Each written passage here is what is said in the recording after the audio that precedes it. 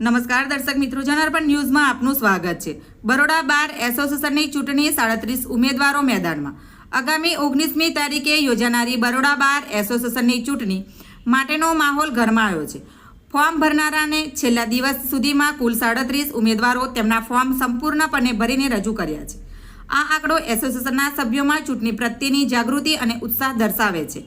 નિયત સમય મર્યાદામાં તમામ 37 ફોર્મ સ્વીકારવામાં આવ્યા બાદ ચૂંટણી સમિતિ દ્વારા તાત્કાલિક ધોરણે ઉમેદવારોને તેમના ચૂંટણી પ્રચાર માટે નંબર ફાળવી દેવામાં આવ્યા છે।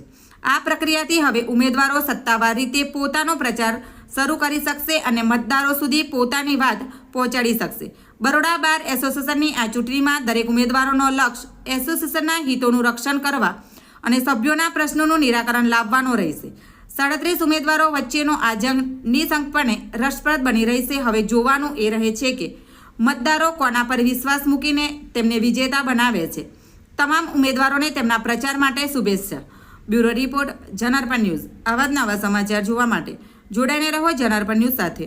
અમારી ચેનલને લાઈક કરો, શેર કરો, સબસ્ક્રાઇબ કરો। ધન્યવાદ। 19/12/25ના રોજ વડોદરા વકીલ મંડળની ચૂંટણી યોજવામાં આવનાર છે। તેમાં આજરોજ અમે કેન્ડિડેટ લિસ્ટ બહાર પાડેલ છે। એમાં પ્રેસિડેન્ટમાં ભટ્ટ હસમુખભાઈ કાંતિલાલ, પટેલ નલિનભાઈ ડાયાભાઈ, વાઇસ પ્રેસિડેન્ટમાં ભટ્ટ અક્ષય પ્રકાશભાઈ, ધોબી રાજેશકુમાર રમણભાઈ, નીલક ભાસ્કરરાવ શંકરરાવ, સુતરિયા નેહલ કૌશિક કુમારનાએ ઉમેદવારી નોંધાવેલી છે।